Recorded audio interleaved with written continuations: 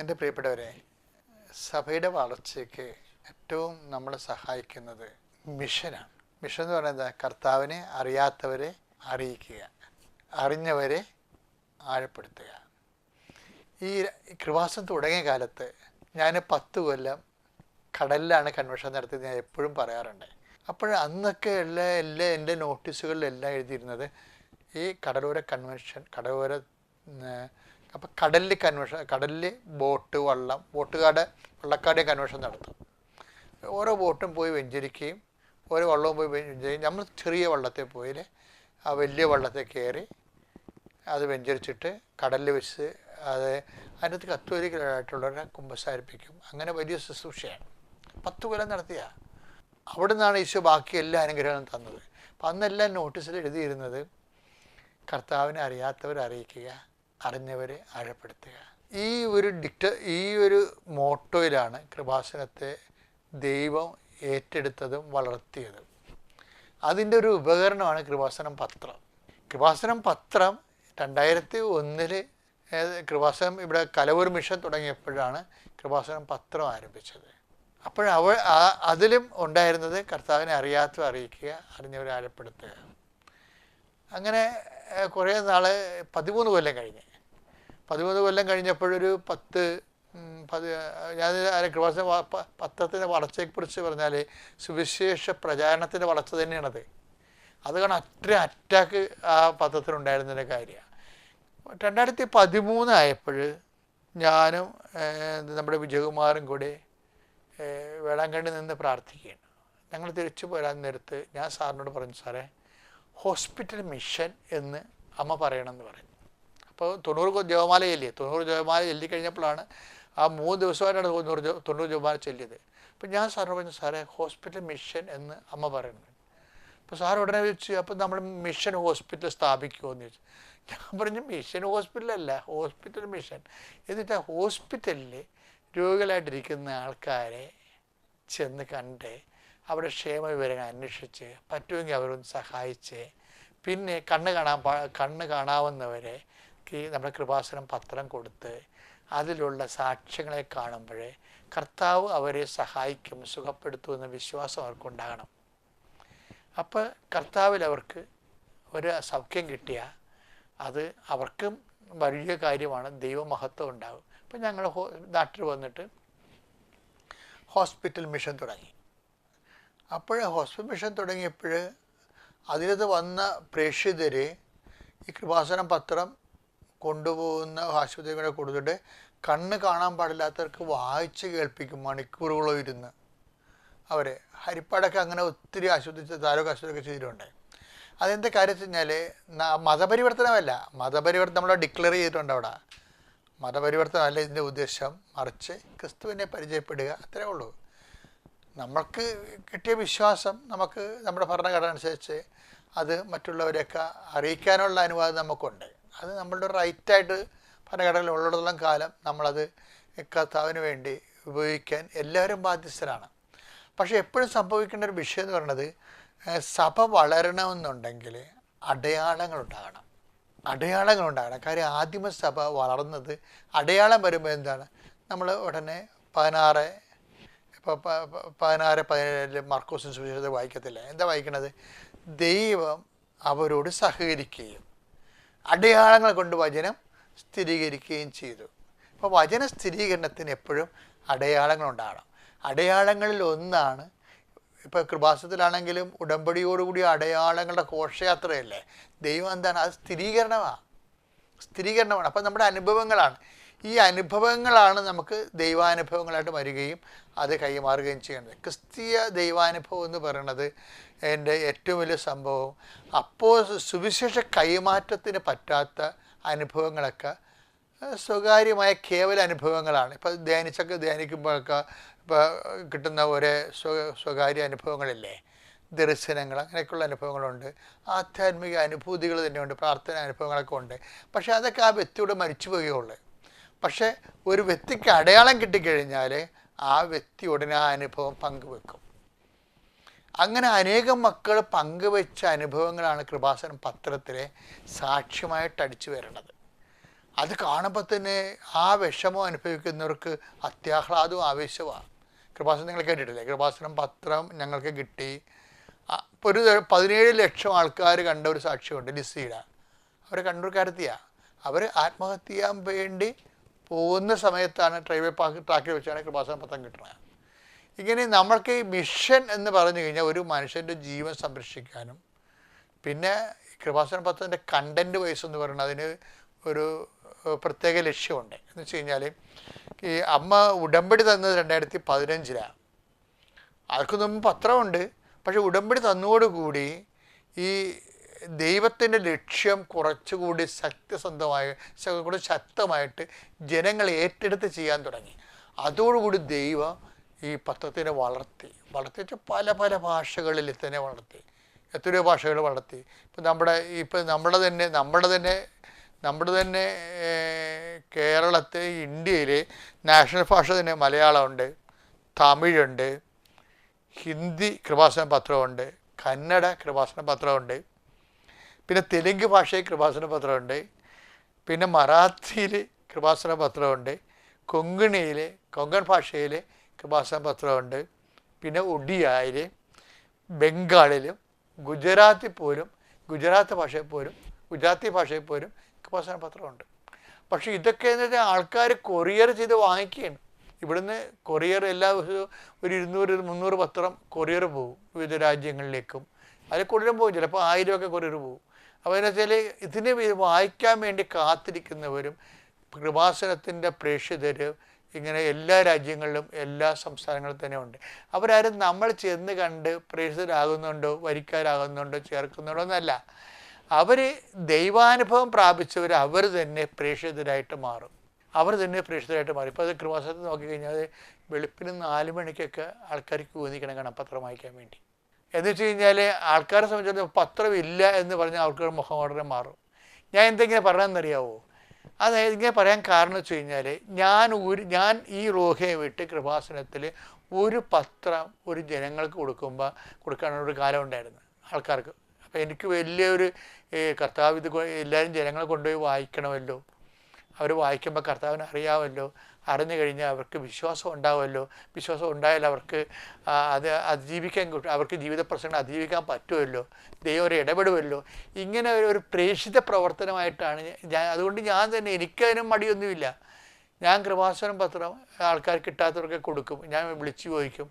അപ്പോൾ ചിലർ പറയും അച്ഛാ ഒരെണ്ണം കിട്ടിയിട്ടുണ്ടെന്ന് പറയും. അപ്പോൾ ഒരെണ്ണം കിട്ടിയിട്ടുണ്ടെന്ന് പറയുമ്പോൾ തന്നെ വേറൊരെണ്ണം കൊടുത്താൽ വാങ്ങിക്കത്തില്ല. കാര്യം അവർ പ്രേക്ഷിതരല്ല. കാര്യം അവർക്ക് വായിച്ചിട്ടുള്ളതാണ്, വായിച്ചറിഞ്ഞാൽ മതിയില്ല എന്നാണ് അവർ ചിന്തിക്കണത്.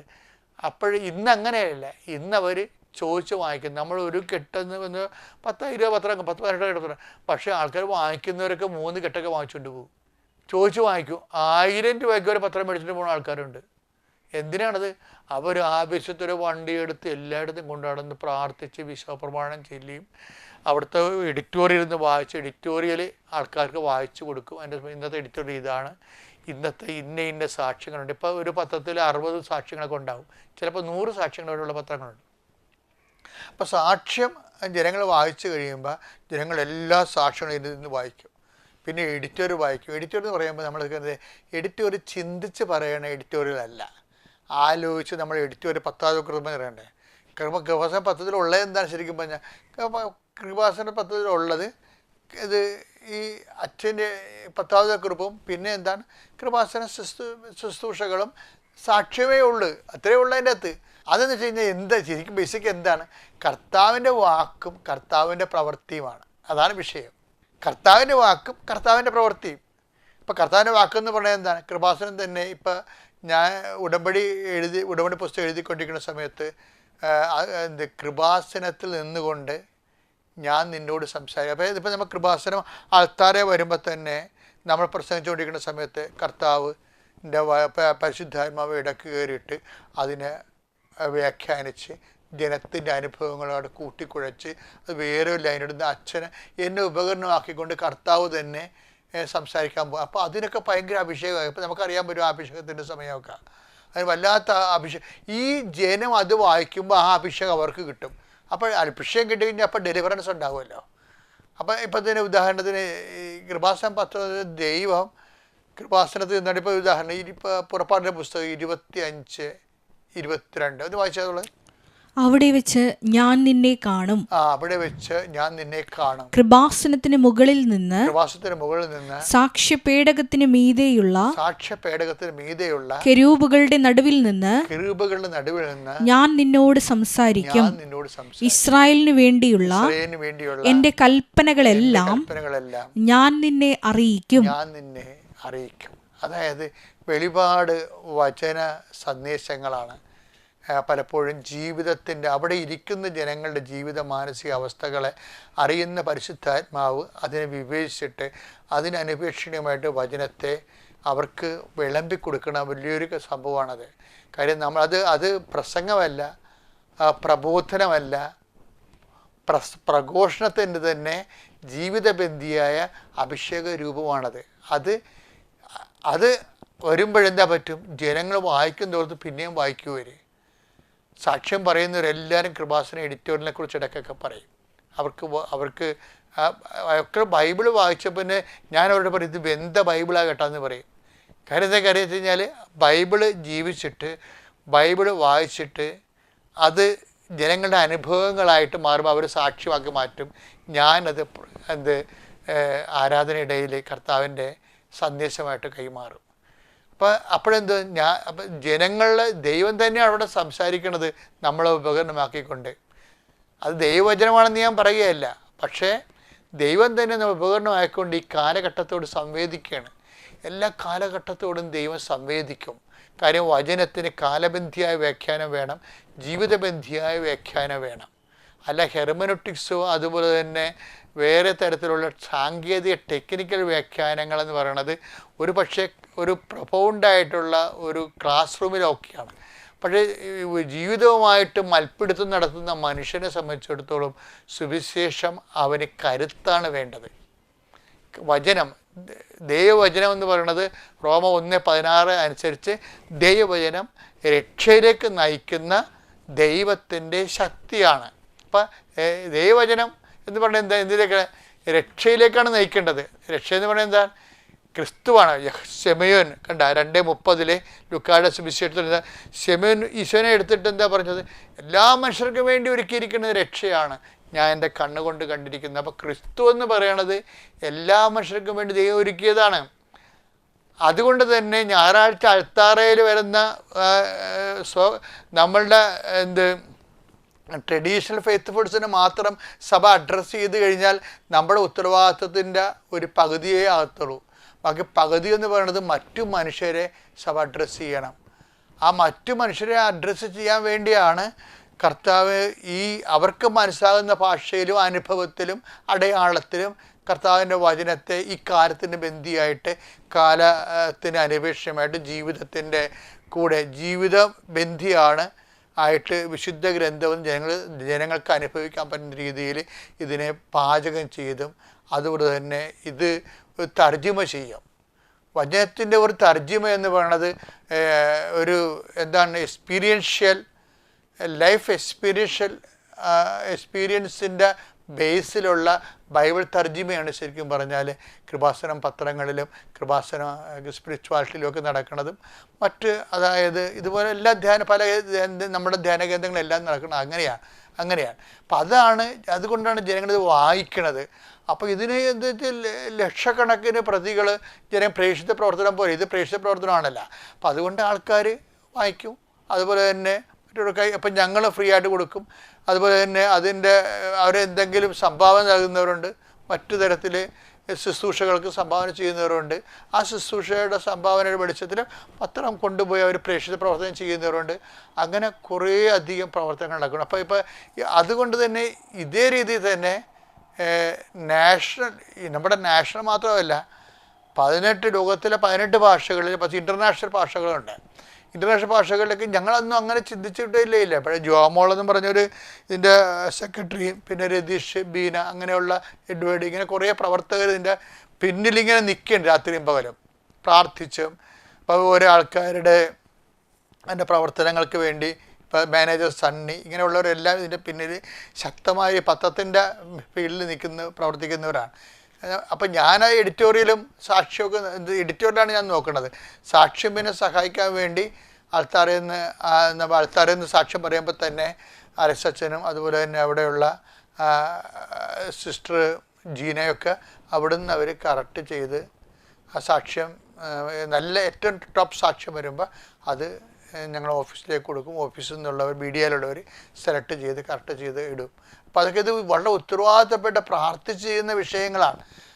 ആ പ്രാർത്ഥിക്കുന്നത് ഈ അതായത് കർത്താവിനെ അറിയാത്തവരെ അറിയാൻ വേണ്ടിയും അറിഞ്ഞവരെ ആഴപ്പെടാൻ വേണ്ടിയുള്ള ഒരു വലിയ മാധ്യമ ശുശ്രൂഷയാണ്. അപ്പോൾ ഇൻ്റർനാഷണൽ ലെവലിലാണെങ്കിലും തന്നെ എത്ര പെട്ടെന്നാണ് ദൈവം വളർത്തുന്നത് നോക്കി. എത്ര ഭാഷകളുണ്ട്. ഇംഗ്ലീഷിലുണ്ട് പത്രം, അതുപോലെ തന്നെ ഫ്രഞ്ചിലുണ്ട്, അതുപോലെ തന്നെ സ്പാനിഷ് ഭാഷയിൽ കൃപാസനം പത്രമുണ്ട്, ഇറ്റാലിയൻ ഭാഷയിലുണ്ട്, ജർമ്മൻ ഭാഷയിൽ കൃപാസനം പത്രമുണ്ട്, ഗ്രീക്ക് ഭാഷയുണ്ട്. കഴിഞ്ഞതിൻ്റെ മുമ്പ് ഗ്രീക്ക് ഭാഷ, ഇപ്പോൾ ഏറ്റവും പുതിയ ജപ്പാനീസ് ഭാഷയിലാണ്. ഇത് ആദ്യകാലങ്ങളിൽ അങ്ങനെ ചിന്തിച്ചിട്ടില്ല. ഞങ്ങൾക്ക് ഇതിൻ്റെ ആൾക്കാരുമായിട്ടൊരു ബന്ധമില്ലായിരുന്നു. ഇതെല്ലാം അമ്മ ദൈവം ഏറ്റെടുക്കണം ശുശ്രൂഷകളെ. ദൈവം ഏറ്റെടുത്താൽ പിന്നെ ദൈവത്തിൻ്റെ കയ്യിൽ ഇതിനെല്ലാം ആളുണ്ട്. നമുക്ക് ആഗ്രഹം ഉണ്ടായാൽ മതി, ഇച്ഛാശക്തി. കർത്താവിനെ നമുക്ക് ദാഹം ഉണ്ടാകണം, കർത്താവിനെ മറ്റുള്ളവർക്ക് കൈമാറണമെന്ന്, ദൈവത്തിനെ കൈമാറണമെന്ന്. ഇപ്പോൾ സഭയുടെ പത്രങ്ങളിൽ തന്നെ സിനിമാ പരസ്യങ്ങളല്ലേ ഉണ്ട്. സിനിമാ പരസ്യം ഇട്ട് വർക്ക് ചെയ്യുന്ന സഭാപത്രങ്ങളുണ്ട്. അതിനടുത്ത് അത് വായിച്ച ആൾക്കാർ തിയേറ്ററിലല്ലേ പോകത്തുള്ളൂ, പള്ളി വരുക. പക്ഷേ കൃപാസന പത്രം വായിച്ചാൽ എന്ത് ചെയ്യും? ജനങ്ങൾ വരും, കർത്താവിനെ അറിയാൻ വേണ്ടി സംവിധാനം നോക്കും. ഇതാണ് സഭയുടെ ദൗത്യം എന്ന് പറയുന്നത് ശരിക്കും പറഞ്ഞാൽ. അപ്പം അതുകൊണ്ട് പ്രേക്ഷിത പ്രവർത്തനങ്ങൾക്ക് ഒരിക്കലും ഒരു മാന്യം ഉണ്ടാകത്തില്ല. നമ്മുടെ വിശ്വാസ ജീവിതത്തിനും കാഴ്ചപ്പാടിനും ഹൃദയം ദൈവസ്നേഹം ഉപയോഗിക്കേണ്ട പാട്ടിൽ ബുദ്ധി ഉപയോഗിക്കുന്ന പാട്ടിലാണ് നമുക്ക് പാളിച്ച് വരണത്. ബുദ്ധി ഉപയോഗിക്കുമ്പോൾ സ്വാഭാവികമായിട്ടും ദൈവത്തിന് പിന്നെ അവിടെ സ്ഥാനമില്ല, മനുഷ്യനില്ല അവിടുത്തെ ദൈവം. നീ ബുദ്ധി ഉപയോഗിച്ചാണ് വർക്ക് ചെയ്ത് കഴിഞ്ഞാൽ നിനക്കാണ് അവിടെ സ്ഥാനം. അപ്പം നീയാണ് അതിൻ്റെ ദൈവം. പിന്നെ പരിശുദ്ധാത്മ നയിക്കുമെന്നൊക്കെ നമ്മൾ ചുമ്മാ ഇങ്ങനെ പറയണതേ ഉള്ളൂ. തീരുമാനിക്കണമെല്ലാം നമ്മൾ തന്നെ ഇരിക്കും. അതുകൊണ്ടാണല്ലോ നമ്മുടെ പത്രങ്ങളിലൊക്കെ സിനിമാ പരസ്യമൊക്കെ വരണത്. സഭയുടെ അധ്യാന പത്രങ്ങൾ, സാംസ്കാരിക പത്രങ്ങൾ പോലും വരുന്നില്ലേ. അപ്പോൾ അവർ അത് വായിക്കുന്നവർ സിനിമയ്ക്ക് പോകും. ആ സിനിമ തെറ്റാണെന്നും ശരിയാണെന്നല്ല പ്രശ്നം. നമ്മുടെ സഭയുടെ ദൗത്യം എന്ന് പറയുമ്പോൾ ആ ദൗത്യത്തിനൊരു മൗലികതയുണ്ട്. അത് ക്രിസ്തു കേന്ദ്രീകൃതമായിരിക്കണം.